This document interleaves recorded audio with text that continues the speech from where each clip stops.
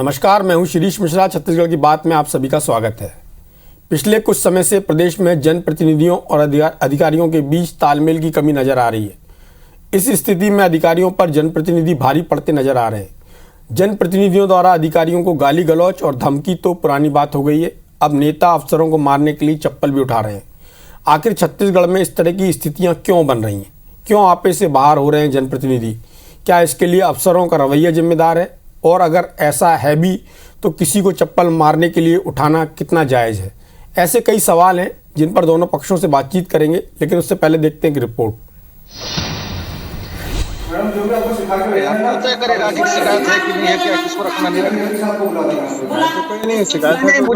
ये अलग अलग घटनाएं महज उदाहरण हैं जो बताती हैं कि प्रदेश में जनप्रतिनिधि किस तरह काम करने के लिए अधिकारियों पर दबाव डालने की कोशिश कर रहे हैं, चाहे वो कांग्रेस हो या बीजेपी या फिर किसी दूसरे दल के जनप्रतिनिधि। ताजा मामला मुंगेली जिले का है। यहाँ जिला पंचायत सीओ आईएएस रोहित व्यास को सैंडल से मारने की कोशिश जिला पंचायत सदस्य लैला ननकू भिखारी ने की है। इस घटना का वीडियो सोशल मीडिया पर वायरल होने के बाद छत्तीसगढ़ आईएएस एसोसिएशन के पदाधिकारी सक्रिय हो गए हैं। मुख्य सचिव से मुलाकात कर जिला पंचायत सदस्य के खिलाफ कार्रवाई की मांग की गई।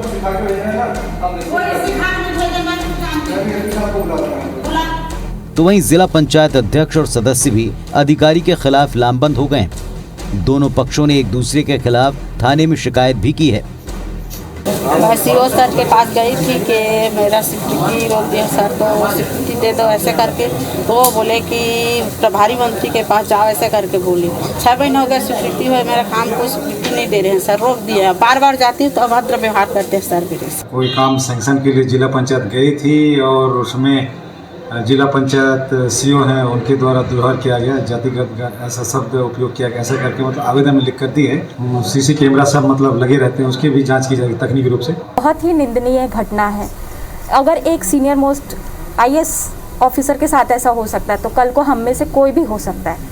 ये एकजुटता एक संकेत जाएगी कि आगे किसी भी अधिकारी के साथ, किसी भी कर्मचारी के साथ इस प्रकार की घटना ना हो। कि अगर उचित कार्रवाई और जांच नहीं की जाती है तो हम लोग आगे सारे कर्मचारी, जिला प्रशासन के और अधिकारी एकजुट होकर न्यायिक जांच की मांग करेंगे। मामले ने तूल पकड़ा तो इस पर सियासत भी शुरू हो गई। बीजेपी पूरी घटना के लिए राज्य सरकार को जिम्मेदार बता रही है। पूर्व मंत्री बृजमोहन अग्रवाल ने आरोप लगाया कि कांग्रेस के शासनकाल में किसी का सम्मान करने की परंपरा नहीं रही। दूसरी ओर सत्ता पक्ष की तरफ से रविंद्र चौबे ने कहा कि कार्यपालिका, न्यायपालिका और विधायिका सभी का काम बटा हुआ है, सभी को अपनी सीमाओं में रहकर काम करना चाहिए। वो जमाना गया अंग्रेजों का, जबकि अधिकारी राज होता था, परंतु आज भी कांग्रेस के शासन में अधिकारियों को इतनी खुली छूट होती है कि वो जनप्रतिनिधियों का अपमान करते हैं। जनप्रतिनिधियों के साथ में जो व्यवहार होना चाहिए वो नहीं होता है, और मुझे लगता है ये तो नेतृत्व जैसा होता है वैसा बाकी लोग करते हैं, तो नेतृत्व भी इसी प्रकार का है। कार्यपालिका का अलग काम है, न्यायपालिका का अलग काम है, विधायिका का अलग काम है, तो हम सबको अपनी सीमाओं में रहना चाहिए। जनप्रतिनिधि चाहे वो पंचायत के हों, जनप्रतिनिधि वो चाहे पार्लियामेंट में काम करने वाले हों, मैं ऐसा समझता हूं कि अधिकारी कर्मचारियों के साथ सबको अच्छा व्यवहार करना ही चाहिए। जाहिर है जनप्रतिनिधि और अफसर जनता के हित और सुविधाओं के लिए काम करते हैं। अगर दोनों के बीच सामंजस्य नहीं होगा तो सबसे ज्यादा नुकसान आम जन का ही होगा। मुंगेली जैसी घटना आगे ना हो, इसके लिए नेता और अफसर दोनों को आत्मावलोकन करने की आवश्यकता है। लेकिन मुंगेली की घटना से सवाल जरूर उठ रहा है कि क्या किसी भी जनप्रतिनिधि को ये अधिकार है कि वो अपनी मर्यादा तोड़कर मारपीट करे? अगर वो ऐसा करता है तो क्या उस पर कड़ी कार्रवाई नहीं होनी चाहिए? सौरभ सिंह परिहार, IBC 24, रायपुर। हमारा चैनल मध्य प्रदेश छत्तीसगढ़ की खबरें दिखाता है, इसलिए स्वाभाविक रूप से हम छत्तीसगढ़ की बात कर रहे हैं। क्योंकि ये जो शो है वो छत्तीसगढ़ की जो घटना है उन पर केंद्रित होता है, उस पर चर्चा होती है। तो ऐसा नहीं कहा जा सकता केवल छत्तीसगढ़ में हो रहा है, पूरे देश में भी अलग अलग जगह ऐसी चीज़ें होती हैं। इसके पीछे वजह क्या है? जैसा कि राजनेताओं के बारे में कहा जाता है वो अपने आप को जनसेवक बोलते हैं, यही बात अधिकारियों के बारे में कही जाती है कि वो जनता के सेवक हैं। उनके लिए, इसलिए उनको गवर्नमेंट सर्वेंट कहा जाता है। लेकिन दिक्कत कहाँ है? दिक्कत है मानसिकता में। कहने के लिए लोकतंत्र चलता है, लेकिन अधिकारियों को लगता है कि वो राजा हैं, चाहे वो प्रशासनिक अधिकारी हों, चाहे वो निचले स्तर के प्रशासनिक अधिकारी हों, इवन जो क्लरिकल ग्रेड के लोग भी हैं वो भी ऐसा बर्ताव करते हैं। वहीं दूसरी ओर राजनेताओं को ये लगता है कि वो राजनीति में है, उनकी सरकार है, या उनकी सरकार नहीं भी है, कभी उनकी सरकार थी, उसकी धमक दिखाना चाहते हैं, उसका एक रसूख दिखाना चाहते हैं। एक और चीज़ है इसमें कि अधिकारी कभी कभी जानबूझ के कामों को अटकाते हैं। उसके पीछे कई वजह रहती हैं कि उनके जो दूसरे दल के नेता हैं उनका दबाव है, या फिर उनका कुछ दूसरा इंटरेस्ट है। बहुत सारी चीज़ें हैं इसके पीछे।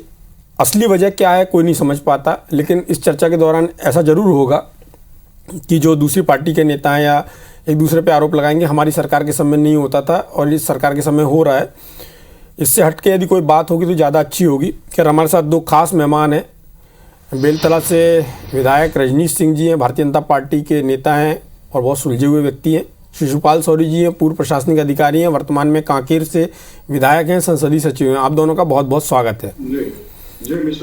शिशुपाल शौरी जी, आपने अपने जीवन में दोनों आयाम देखे हैं, प्रशासनिक अधिकारी के तौर पर भी और आप राजनेता के तौर पर भी। आप एक जिम्मेदार पद पर हैं, संसदीय सचिव हैं। ये घटना किसने की, किसकी पार्टी का सदस्य था और कौन अधिकारी है, किसकी सरकार है, इससे हट के घटना की वजह क्या हो सकती है और किसको जिम्मेदार ठहराती है?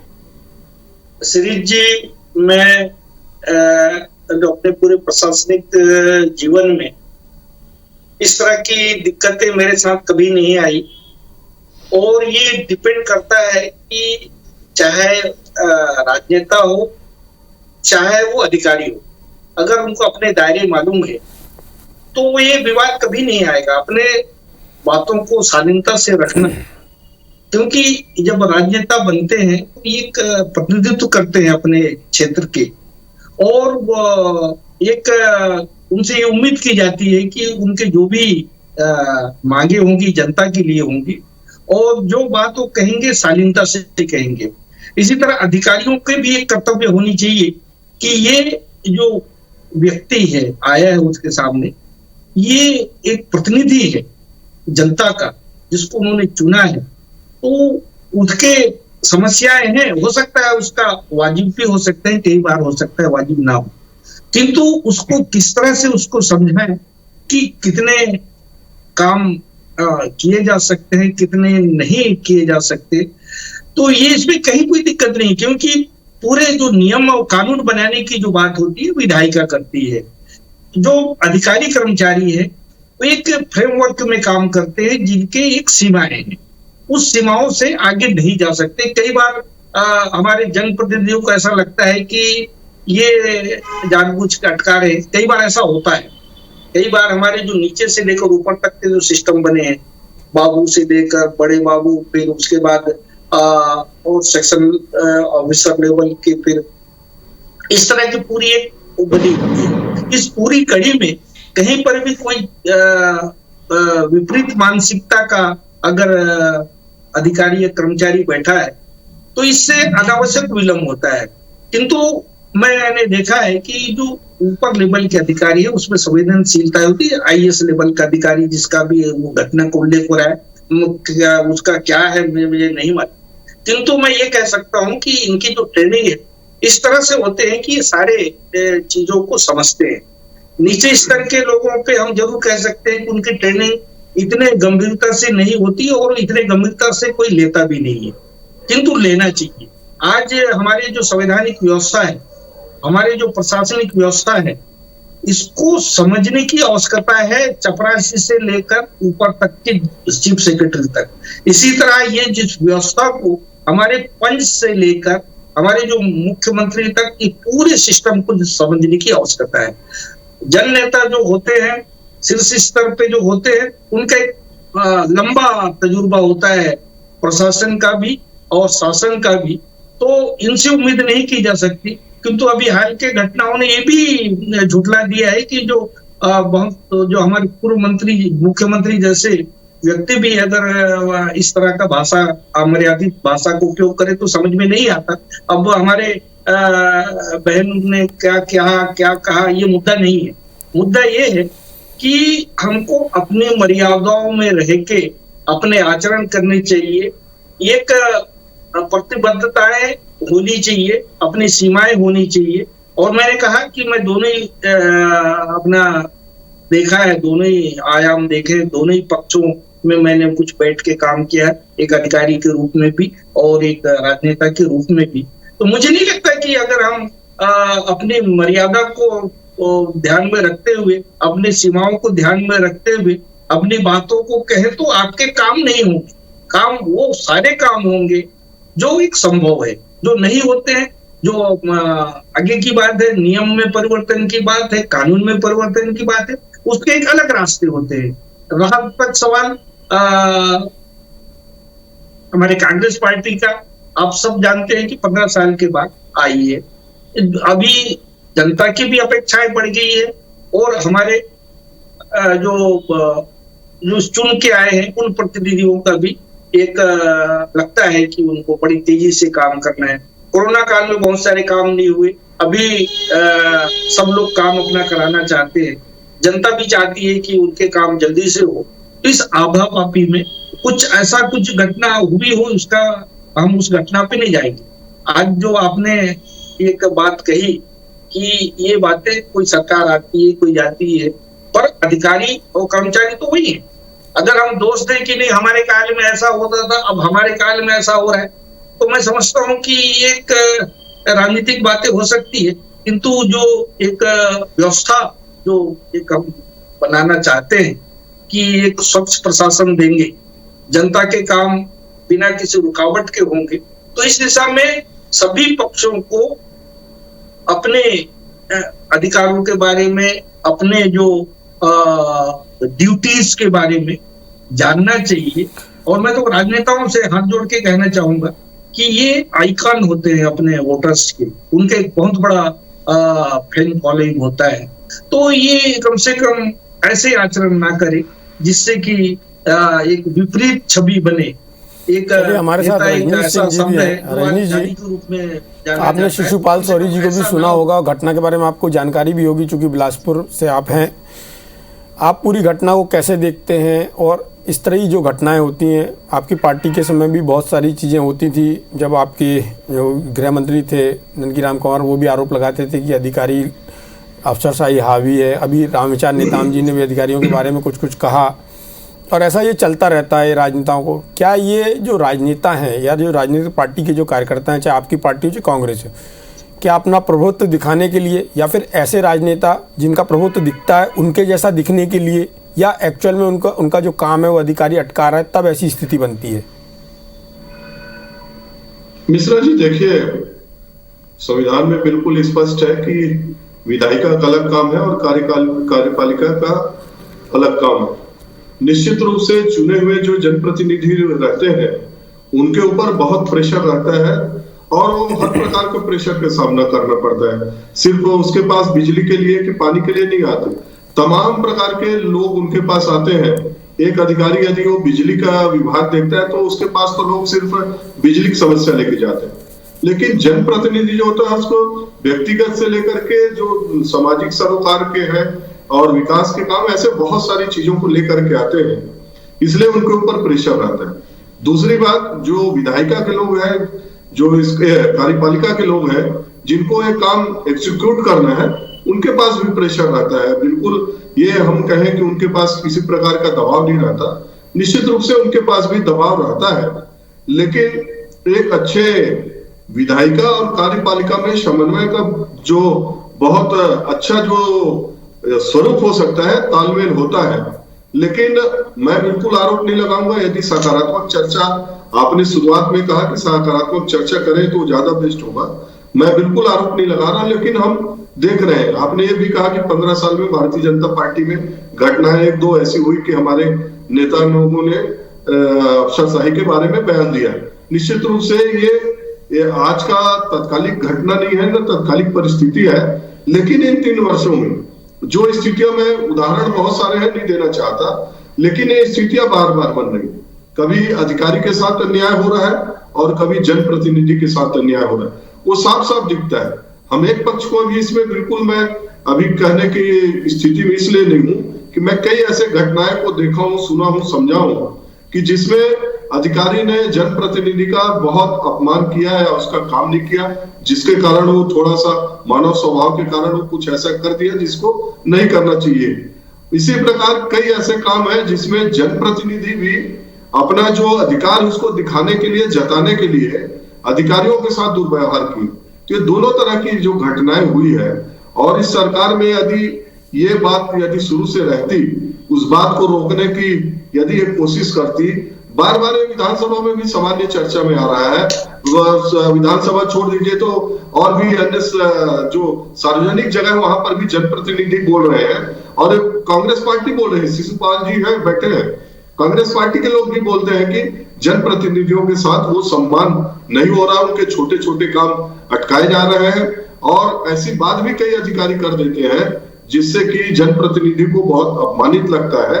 लेकिन यदि सरकार चाहे तो दोनों में सामंजस्य कर सकती है, और ऐसी घटनाओं की पुनरावृत्ति को रोका जा सकता है, जिससे कि जब तक के सरकार के जो जनप्रतिनिधि उनका मान सम्मान नहीं रहेगा, अधिकारियों को मान सम्मान नहीं रहेगा, काम करने की उनको छूट नहीं रहेगी कानून के दायरे में रहकर, तब तक निश्चित रूप से ये अराजकता की ओर बढ़ती है। इसलिए अभी हमको ये सोचने की आवश्यकता है, इसको समीक्षा करने की जरूरत है कि बार बार शासन स्तर पर निर्देश आता है कि जनप्रतिनिधियों का सम्मान हो, उनके पत्रों का जवाब दिया जाए, उनके मोबाइल से जो चर्चा होती है उसका जवाब दिया जाए, छोटी छोटी समस्याओं का समाधान समय में रहते हुए किया जाए, लेकिन उसके बाद भी देखने में आता है कि नहीं होता। इसी प्रकार कुछ काम जनप्रतिनिधि भी कर देते हैं, जो काम कहीं लगता है कि वो होने लायक नहीं है, उसके बाद दबाव बनाते हैं अनावश्यक, उसके कारण भी एक स्थिति बनती है। तो इसलिए मेरा मानना है कि जो ये घटनाएं हो रही हैं और लगातार हुई है, विधायक साथी हमारे 3-4 घटनाएं हुई है, और भी कई जनप्रतिनिधि हुई है, कुछ एक अधिकारियों के द्वारा हुई है, तो निश्चित रूप से अपनी अपनी सीमा में रह के, और सरकार की बड़ी जवाबदारी होगी।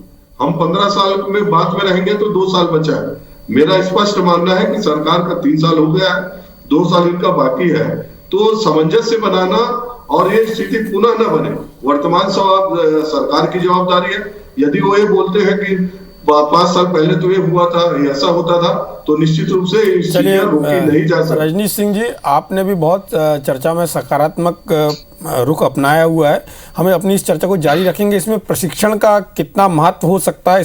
रजनीश जी, जिस तरह से हमारी चर्चा चल रही थी, क्या आपको नहीं लगता कि अधिकारियों को भी और जो राजनेता हैं जिस भी स्तर के हैं, चाहे छोटे स्तर के हों या मिडिल लेवल के हों, उनको प्रशिक्षण दिया जाना चाहिए, कैसे वो अपनी चीज़ों के लिए वहाँ पर पुटअप करें या कैसे फॉलोअप करें, और अधिकारियों से साथ कैसे बात करें, किन चीज़ों को पुटअप करें, किन चीज़ों के लिए वो मांग कर सकते हैं कि ये विकास कार्य इस तरह के हैं, और किन चीज़ों से वो बचें ताकि इस तरह की परिस्थिति ना आए। इस तरह के कोई प्रशिक्षण की आवश्यकता महसूस करते हैं क्या आप दोनों के लिए? मिश्रा जी, आपने बहुत बढ़िया प्रश्न किया। निश्चित रूप से प्रशिक्षण होना ही चाहिए, जनप्रतिनिधियों का भी, अधिकारियों को तो मेरे हिसाब से होता ही रहता है, लेकिन उनको और भी कई प्रकार की प्रशिक्षण देना चाहिए, ऐसा लगता है। जनप्रतिनिधियों में जैसे कि आपने बात कहा, वास्तव में इसलिए है कि सरकार की बहुत सारी योजनाएं चल रही है, सरकार की योजनाओं को लाभ को हम कैसे दिला सकते हैं, कौन उसके लिए पात्र है। मैं कई बार ऐसा देखता हूं कि हम ये नहीं समझ पाते कि इसके जो योजना है इसके लिए पात्र कौन है। हम किसी ऐसे व्यक्ति का भी सिफारिश करते हैं और दबाव बनाते हैं, जो पात्र नहीं होता उसको अधिकारी कर नहीं पाते, और हमको उसको ऐसा लगता है कि हमारे कार्य को किया नहीं जा रहा है। इसलिए शासन की इतनी योजनाएं हैं, चाहे केंद्र सरकार की, राज्य सरकार की, विकास के काम से संबंधित भी कैसे राशि स्वीकृत करवाया जा सकता है, क्या क्या उसके हेड्स हैं जिसके माध्यम से हम बिजली, पानी, सड़क, स्वास्थ्य, शिक्षा के लिए करें, ये बहुत आवश्यक है। हम चाहे हितग्राही मूलक योजना की बात करें, चाहे विकास से संबंधित बात करें, चाहे और अन्य चीजों की बात करें, यदि हम शिक्षित रहेंगे, प्रशिक्षित रहेंगे, और हमको मालूम है कि राशन कार्ड किसका बन सकता है, पेंशन किसका बन सकता है, तो निश्चित रूप से हम उन चीजों को बहुत अच्छे से समझ के काम करेंगे, तो बहुत आवश्यकता है। और कई बार मैंने देखा है कि हम कई चीजों, ऐसे चीजों के लिए जो पात्र नहीं है, हम आवास के लिए उसका सिफारिश करते हैं, कोई और चीजें हैं उसके लिए सिफारिश करते हैं, तो बहुत ही आवश्यक है। और ये सब लोगों के लिए, पंच से लेकर के मेरे को लगता है और सांसद वांसद में छोड़ देता हूँ और केंद्र का विषय है, लेकिन विधायक मंत्री सबके लिए योजना प्रशिक्षण की आवश्यकता है। वैसे मौके पर होता भी है, लेकिन और इसमें गहन प्रशिक्षण की आवश्यकता है। 6 महीने साल में कम से कम जो नए जीत के आए हैं चुनाव, उनके लिए तो और बार बार ये प्रशिक्षण। शिशुपाल सोनी जी, आपका क्या सोचना है प्रशिक्षण के मामले में? शिरीष जी, बिल्कुल मैं प्रशिक्षण को आवश्यक मानता हूं और प्रशिक्षण से जो बातें मोटे तौर पे होनी चाहिए, एक संविधान और संसदीय व्यवस्था के बारे में लगभग सभी को मालूम होना चाहिए, खासकर दोनों पक्षों को, चाहे वो सरकारी अधिकारी कर्मचारी हो, चाहे हमारे चुने हुए प्रतिनिधि हो, पंच से लेकर ऊपर तक के। ये संसदीय व्यवस्था की जानकारी, संविधान की जानकारी अनिवार्य रूप से होनी चाहिए। पार्टी स्तर पर दूसरी इनको प्रशिक्षण होना चाहिए। मैं पार्टी स्तर की बात कर रहा हूँ जी। और उसके बाद प्रशासनिक ढांचा क्या होता है, उनके अलग अलग क्या काम होते हैं, ये भी होना चाहिए, और विभागीय योजनाओं की पूरी जानकारी। और ये तीनों ही बातें अगर सबको मालूम हो, और मुझे ये कहते हुए खेद हो रहा है कि ये बातें बहुत सारे अधिकारी कर्मचारियों को अपने दायित्वों के बारे में पूरी गंभीरता से नहीं मालूम कि उनके विभाग में कितने सारी योजनाएं चल रही हैं और वहां कहाँ दिक्कतें हैं। और हमारे चलिए, अच्छी बात है, दोनों पार्टी के नेता इस बात को महसूस करते हैं कि प्रशिक्षण की एक महती आवश्यकता है और ये पार्टी स्तर पर भी होना चाहिए। और जब वो चुन के आते हैं तो जिस भी विभाग में चुन के आते हैं, चाहे जैसे पंचायत के लिए चुन के आते हैं, नगर निगम में चुन के आते हैं, तो संबंधित विभाग, पंचायत एवं ग्रामीण विकास, नगरीय प्रशासन विभाग, वो इसके लिए एक प्रशिक्षण की व्यवस्था करे कि नेताओं को बताए कि आप किन चीज़ों के लिए मांग कर सकते हैं, किन चीज़ों के लिए आप बात कर सकते हैं और किस तरह से बात कर सकते हैं। उसको उसका प्रोसेस, जो मजे हुए राजनेता होते हैं वो पहले से जानते हैं। जब उनके पास जनता आती है किसी समस्या को लेकर तो वो बता देते हैं ये काम हो सकता है या इस काम में के होने की गुंजाइश है, ये काम बिल्कुल नहीं हो सकता। और ऐसे राजनेताओं का अधिकारियों के साथ संबंध भी कभी खराब नहीं होता और उनके एक कॉर्डियल रिलेशन बने रहते हैं। और ये प्रयास यही होना चाहिए कि जो रिलेशन है वो कॉर्डियल बने रहे। इस चर्चा में भाग लेने के लिए आप दोनों का बहुत बहुत धन्यवाद। नमस्कार।